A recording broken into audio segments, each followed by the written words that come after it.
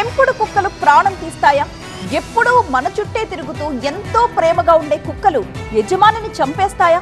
ఇప్పుడు హైదరాబాద్ లో జరిగిన ఘటన అందరినీ ఉలిక్కి పడేలా చేస్తోంది. దానికి సంబంధించిన బ్రేకింగ్ వార్త మనం చూస్తున్నాం. హైదరాబాద్ మధురానగర్ లో ఒక వ్యక్తి అనుమానాస్పద స్థితిలో మృతి చెందాడు. పెంపుడు కుక్క కరవడంతోనే చనిపోయాడు అంటూ అతడి స్నేహితుడు ఫిర్యాదు చేశాడు.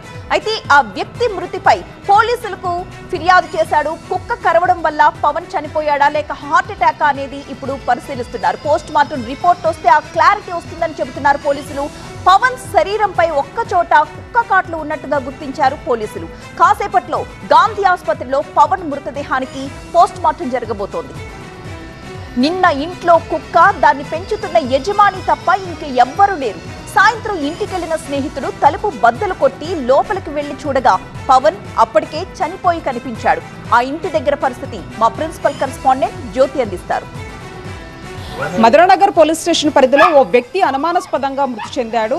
తన స్నేహితుడిని పెంచుకున్నటువంటి కుక్కే చంపేసిందంటూ కూడా మధురానగర్ పోలీస్ స్టేషన్ లో ఫిర్యాదు చేయడం జరిగింది. ప్రస్తుతం మనం ఘటన జరిగినటువంటి ప్రాంతం దగ్గర ఉన్నాము. మనం చూస్తున్నటువంటి ఈ ఇంట్లో పవన్ కుమార్ తో పాటు సంతోష్, ఈ ఇద్దరు వ్యక్తులు కూడా గత 5 సంవత్సరాల నుంచి నివసిస్తూ ఉన్నారు. మనం చూస్తున్నటువంటి ఈ హస్కీ జాతికి చెందినటువంటి కుక్కను అతను పెంచుకుంటూ ఉన్నాడు. అయితే మొన్న ఎప్పుడైతే హాస్పిటల్కి వెళ్ళి చెక్ చేయించుకొని తిరిగి వచ్చిన తర్వాత అతను పడుకోవడం జరిగింది. ఇంట్లో ఉన్నటువంటి స్నేహితుడైన సంతోష్ బయటికి వెళ్ళాడు. ఆ తర్వాత సంతోష్ తిరిగి వచ్చి చూసిన తర్వాత అతను బెడ్రూమ్ లో ఉన్నాడు.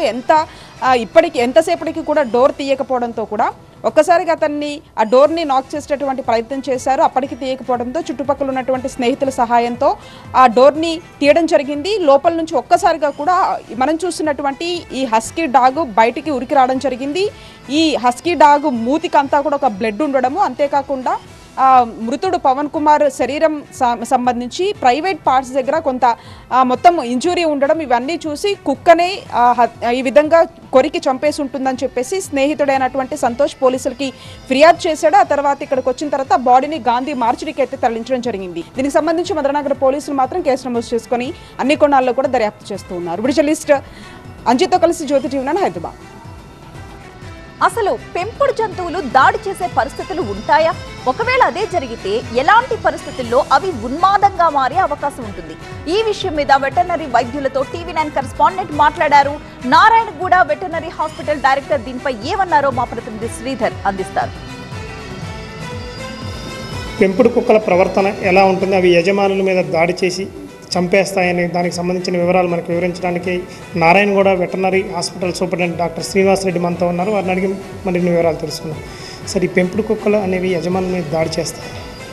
సాధారణంగా యజమానికి ఎటువంటి హాని కలిగించవు, చాలా స్నేహితంగా ఉంటాయి, ఎటువంటి ప్రమాదం జరగదు. పెంపుడు కుక్కల నుంచి యజమానికి ఎటువంటి హాని లేదు, ఇంతవరకు జరగలేదు.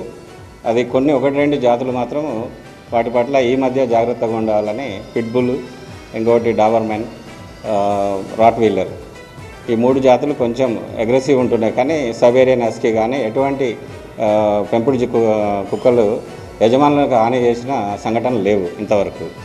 గతంలో పెంపుడు కుక్కలు యజమానుల మీద దాడి చేసి చంపేసిన ఘటనలు ఎక్కడ ఉన్నాయి? ఇంతవరకు అయితే ఎటువంటి మనము పేపర్లో కానీ టీవీలో కానీ ఇంతవరకు యజమానిని పెంచుకునే పెంపుడు కుక్క దాడి చేసిన సంఘటన జరగలేదు. అగ్రెసివ్నెస్ అనేది దానిలో ఉండదు. ముఖ్యంగా యజమానికి చాలా ఫ్రెండ్లీగా ఉంటుంది, డాక్టర్స్తో కూడా చాలా క్లోజ్గా ఫ్రెండ్లీగా ఉంటుంది. ట్రీట్మెంట్ విషయంలో ఇంజెక్షన్ ఇచ్చినప్పుడు కానీ ఎప్పుడైనా కానీ ఇంతవరకు ఖర్చిన సంఘటనలు లేవు. చాలా చాలా ఫ్రెండ్లీగానే ఉంటుంది. యజమానులతోటి మాత్రం డాక్టర్తో కూడా అందరితో ఫ్రెండ్లీగా ఉంటుంది. కాబట్టి సైబీరియన్ హస్కీ తోటి ఎటువంటి ప్రమాదం లేదు. మీరు కుక్క ఎప్పటి నుంచి మీతో ఎట్లా ఉంటుంది? కుక్క చాలా ఫ్రెండ్లీగా ఉంటుంది. అది 14 ఇయర్స్ నుండి మా దగ్గరే ఉంది. దాని నేమ్ జూలీ. లేదు, చాలా ఫ్రెండ్లీ, ఎప్పుడు దాడి చేయలేదు.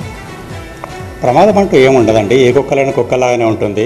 కాకపోతే ఏంటంటే కొన్నిసార్లు అగ్రెషన్ పెరిగే అవకాశం ఉంటుంది. లైక్ అది ఆకలిగా ఉన్నప్పుడు, లేకపోతే దాహంగా ఉన్నప్పుడు, లేకపోతే బాగా టెంపరేచర్ ఎక్కువ ఉన్నప్పుడు, అంటే ఎండలు ఎక్కువ ఉన్నప్పుడు కానీ, లేదంటే పిల్లలు ఉన్నప్పుడు, వాటికి ఏమైనా పెయిన్ కలిగించినప్పుడు కొన్నిసార్లు ఏంటంటే ఆ పెయిన్ అవాయిడ్ చేయడానికి చికాగ్గా ఉన్నప్పుడు అవి దాని నుంచి దూరం పోవడానికి మనం అటాక్ చేస్తాయి. అంతేగాని not with intention to cause injury. అయితే చంపేసిందంటే అది దురదృష్టకరమైన సంఘటన. అది అట్లాంటివి అయితే జరగవు చాలాసార్లు. మన దగ్గర అయితే ఇంతవరకు ఏం నమోదు కాలేదు. యూజువల్గా డాగ్స్ ఎప్పుడైనా కూడా మాస్టర్కి ఎప్పుడు దానికి రక్షించడానికి ప్రయత్నం చేస్తూ ఉంటాయి.